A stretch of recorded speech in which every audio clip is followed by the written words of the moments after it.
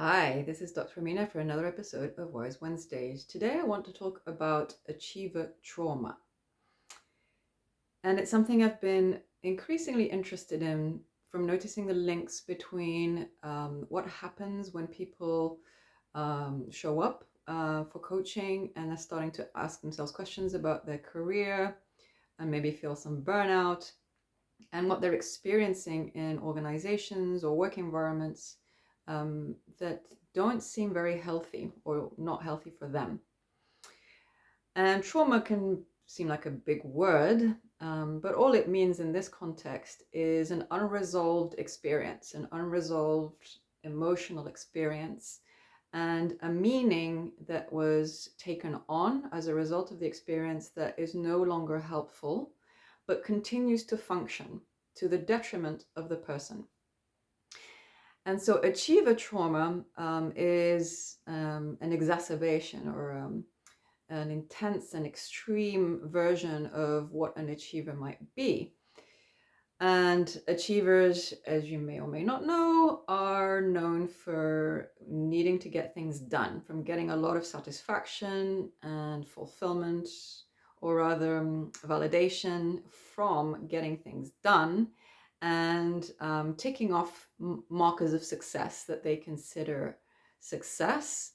And often what is difficult or unhelpful for achievers is following markers of success that don't really align with their real values, with what's really important to them deep inside, and with what their true strengths and desires or aspirations and vision for their lives and the world might be.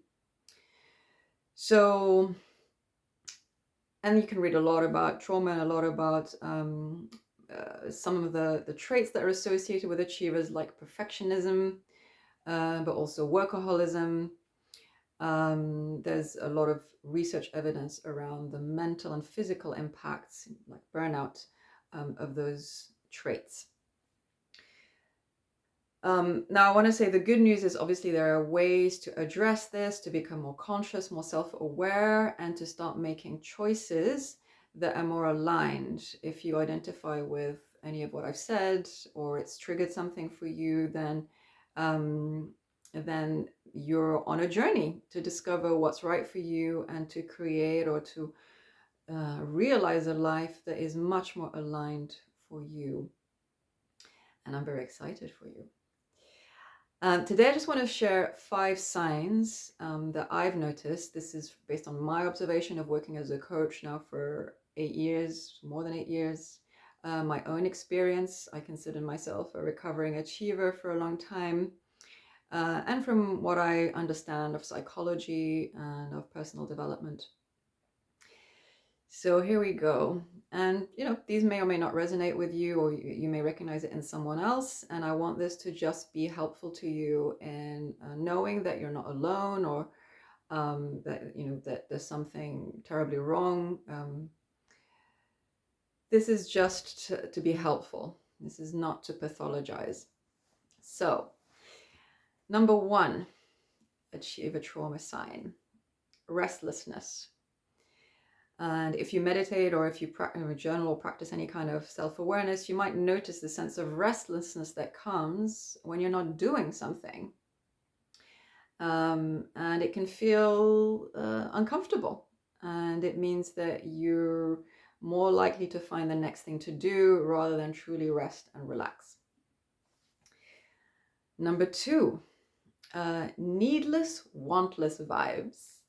What does that mean? It means that achievers that have an extreme form of it, and maybe it's coming from a sense of trauma, they've developed an armor where they present as someone who is always taking care of other people, who's always the one who has the great ideas and is able to fix the problems, and they're thinking a step ahead. They already know what's needed, and they just know how to get from A to B before most other people do, or before the group does. And so they've developed this way of being the competent one, but also the one who doesn't receive help or ideas or has their needs met because they've just become this person who does it for others and who's just a step ahead of others. And again, there's nothing wrong with this. It's only a problem if that means that you can't get help and support, and you're starting to feel some of the impacts, whether it's feeling drained or tired or burnt out, or even um, maybe asking yourself big questions about life that are not positive for you. Again, there are ways to address this, but this is just a video about recognizing some of the signs, so you know that maybe you can take some, make an intervention around it to support yourself. Number 3, depression and anxiety. So depression and anxiety are common in society. Up to 25% of people experience mild anxiety or depression, perhaps more. The statistics change. And for achiever trauma, these feelings or states can come up when you're not doing anything, when you are not sure what direction to take in life or what your goal is right now. You can start to experience these states, and it can feel unsettling, and you can feel a sense of urgency, like you need to fix it or you need to do something about it. And what I want to say here is that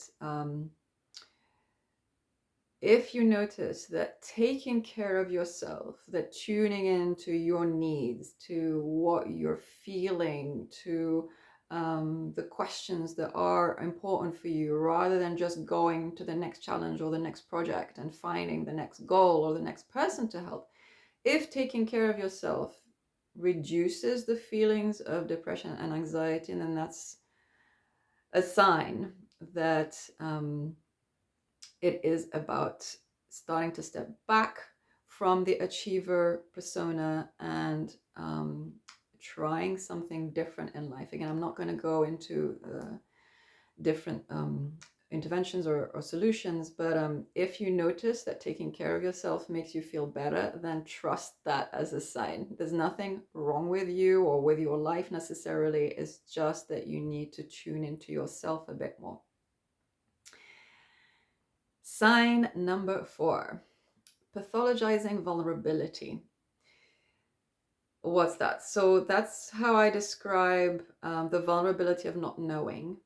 So if you're an achiever, you might be in a knowledge economy role where you're the expert, where people come to you for solutions, for answers.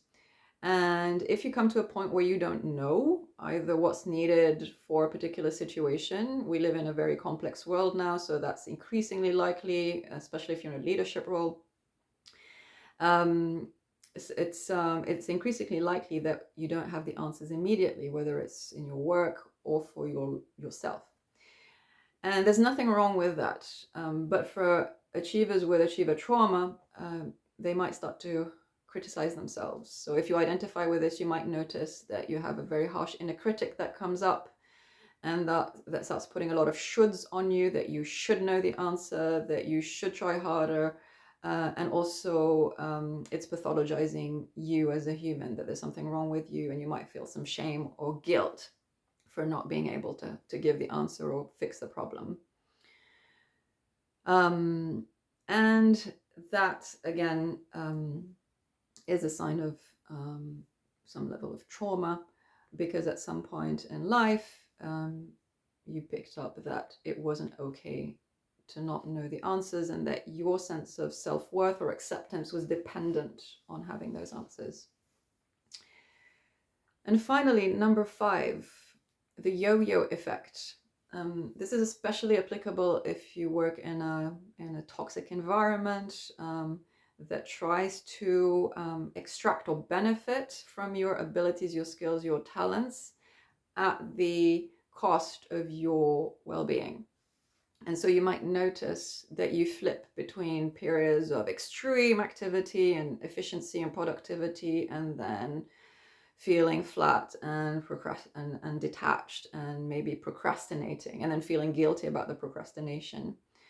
You might swing between periods of focusing on your career, being hyper-focused, and then focusing on your relationships again to try and make sure the people in your life feel that you're there for them, and then swinging back to your career, and always being caught in this kind of yo-yo and feeling a kind of dilemma all the time, and maybe also anxiety about it and feeling trapped.